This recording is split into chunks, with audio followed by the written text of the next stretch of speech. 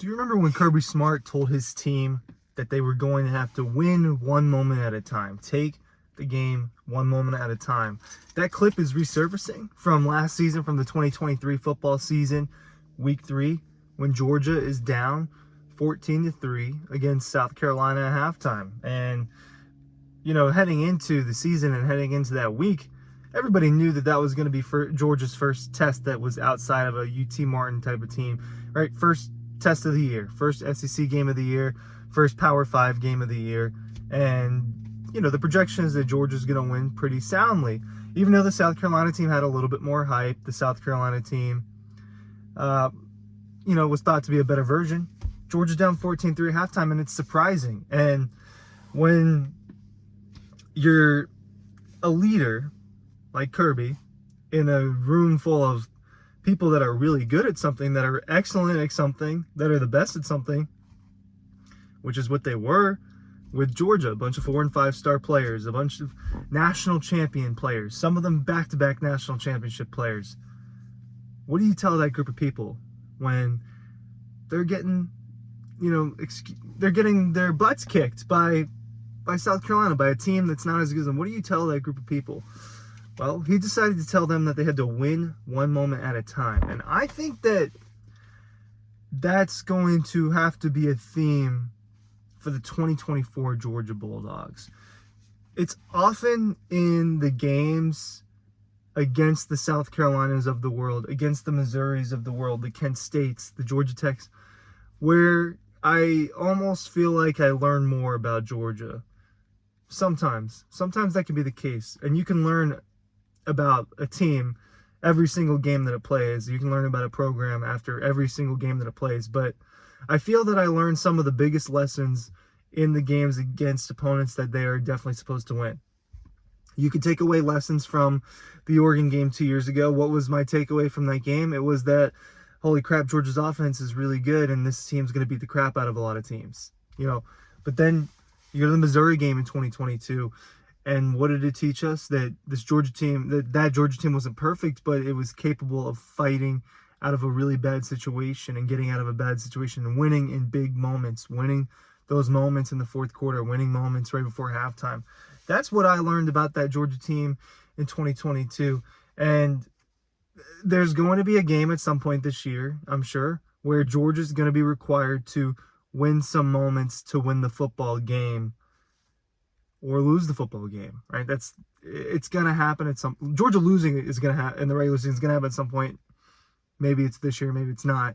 But getting into a situation where you have to win moment after moment, that's a situation that I'm sure that Georgia's going to end up facing at some point this year, because when I look at Georgia's 2023 schedule, and you look at it, or 2024 rather, this year, you just see a bunch of big names, and you see a bunch of obstacles for that national championship at the end of the year. You see Clemson on the list. You see all sorts of road trips on the list. You see 3 rivals on the list. You think about an SEC championship that should be on the list for this Georgia football team. I think it's going to take winning moments like it did against South Carolina in the second half, where Kirby literally laid out, we have to win the kickoff.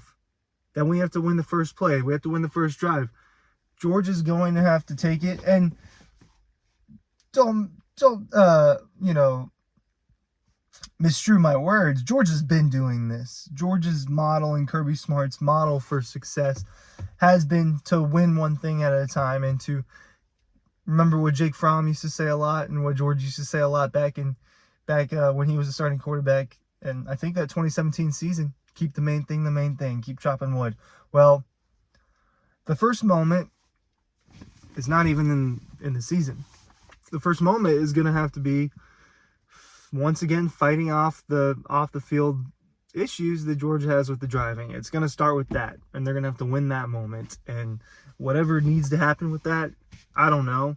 This is a slight sidebar into the general conversation, but I think for Georgia, it's important that they get this thing figured out. I do, because people's lives are at risk. And I just wanted to put that out there. I think that's the first moment that they have to win, is how are we going to beat this again?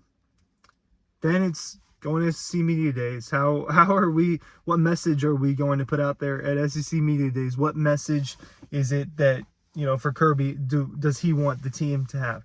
And then you get to fall camp and you do those battles. But really, there's going to be moments inside of each game, but there's going to be 12 different moments in this college football season, and they're going to have to win it one at a time. Because what did we learn about the Georgia team last year? What was one of the things that was working against the Georgia Bulldogs in 2023? It was thinking about the future. It was thinking about what was on the table with a three-peat.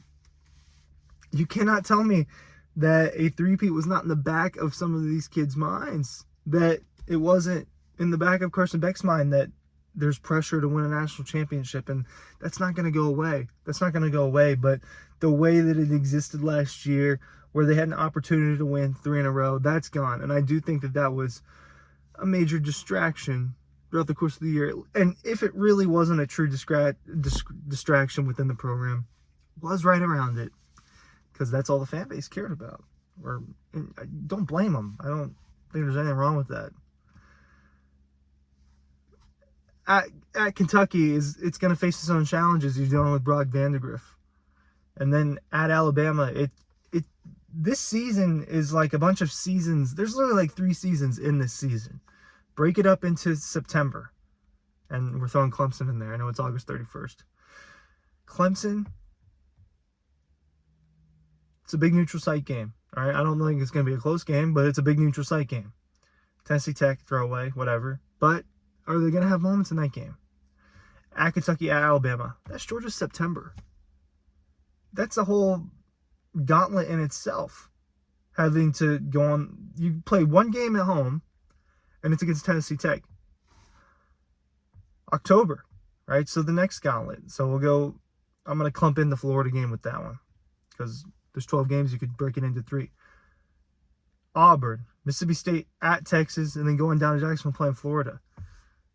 Emotional game against Auburn. They do pretty well against Auburn at home. It's different than Jordan-Hare.